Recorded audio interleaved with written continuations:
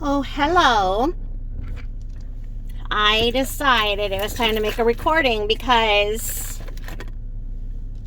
I'm eating while I'm driving and drinking a beverage. So it reminded me that, hey, I could do this and do this because Laurel Butt does it. Why shouldn't I? Okay.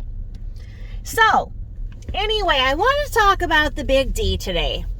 Okay?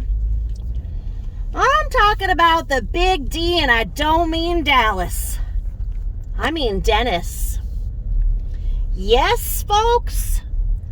Dennis. I am talking about the Big D named Dennis. That is to Laura Butt what Jeremy Fragrance was, but a little bit different, because he did mate with her. Okay?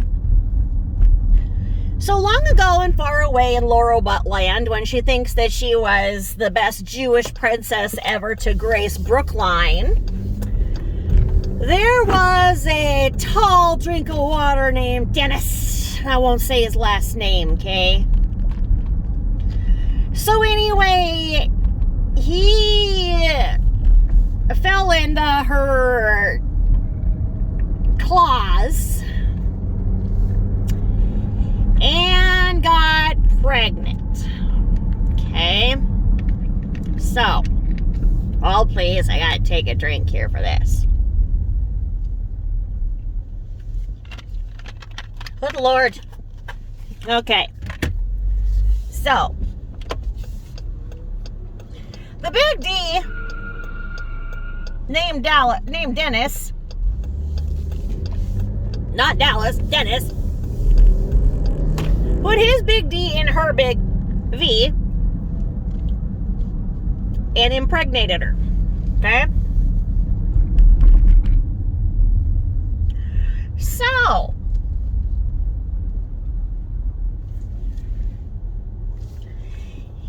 he didn't see her as the marrying type, if you will, and was kind of pretty much mortified at the idea of fathering her offspring. And so he encouraged her to get an abortion. Abortion is a tough topic, okay? But Dennis told her what many men tell somebody who is in that position, that they don't want them to be in that position, that if she gets an abortion, they can have a child later.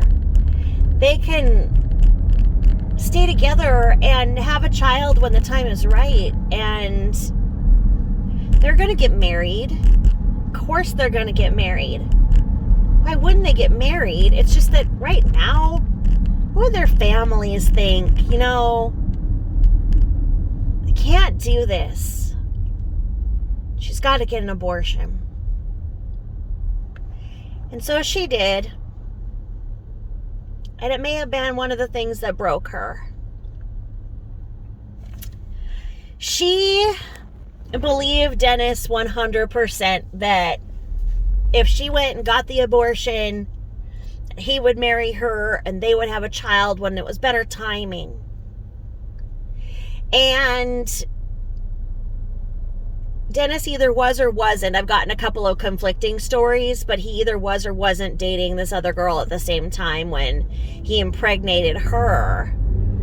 And so as soon as the abortion was done, of course he went with the other woman.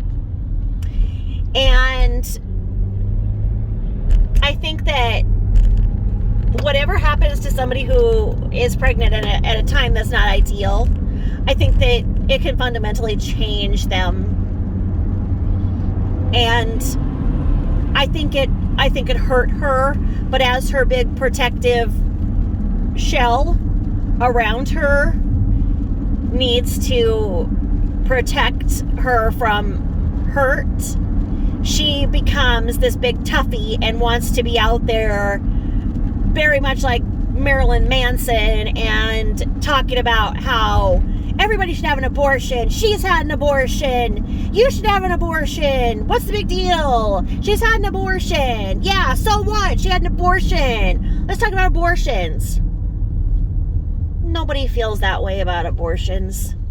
Okay? That's just another one of her little clickbait, bullcrap things that makes her her. And so the pain from the abortion became more of something that was stolen from her. And basically, Dennis was the man that got away, the one that got away, the man that got away, and like how girls get away. But, in her, where she's more masculine and she is feminine, Dennis was the man that got away. And she knew that Dennis went and moved with his new woman to California. And when the Beverly Hills sitcom, I can't talk today. My fibromyalgia captured my brain and took it.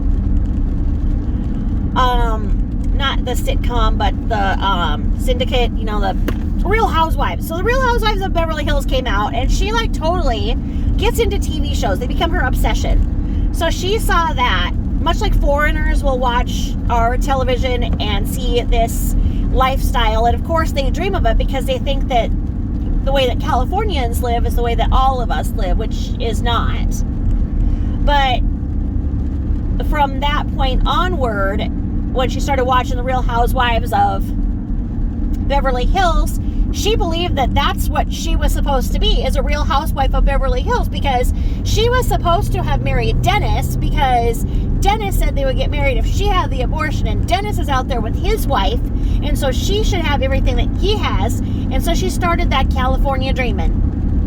And, well, the heat was coming down on her in Brookline for all the stupid crap she was doing, and what a horrible mother she was, and how all of the families knew what she was doing to her mother and her own son, and what a disgrace she was to the families, both bloodlines that she carries.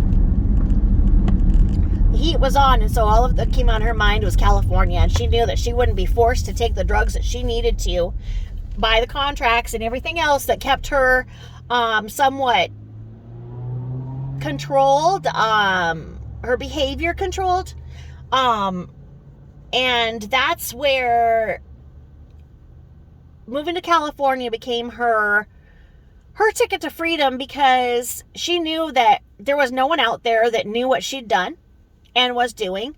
She could go out there for a new start, and she could go out there and find Dennis and claim her spot as a Real Housewife of Beverly Hills, because she is one. What else would she have to do? She thinks that life is having more money than you can spend in a day, and she can spend. Okay, she's now found out that Zappos and DSW and all that have online shoes, and so she's ordering all these shoes. I don't know why she orders all these shoes for her big, huge Fred Flintstone feet, but she does. She orders all these shoes, so she wears a different pair of shoes every day, goes and puts the pedal to the metal in the clown car Essence mobile that is her Essence, but also smells like dog farts and egg farts, because she was saying, oh, it smells like egg farts. What is that, a catalytic converter? I guess that's wrong in this too. Well, so she's saying that that's her essence, so the essence of her is dog egg farts. Okay? So anyway, she put this dream on Carol because she knew she couldn't afford going to California and becoming a Real Housewife of Beverly Hills by herself. She had to make it seem like it was Carol's idea, because Carol funded everything, like the enabler / victim / I don't even know. I'm not going to be mad at Carol today. Okay? So, that's the real D. That's the story of the real D and how she came out and broke out of Brookline. But she believes that she is everything that she sees in a TV character. She's got a lot of disillusionment, and that's one of them. What do you think about that real D story? And her pro-abortion comments. It's just kind of sad, isn't it? All right, over and out. Thanks for listening.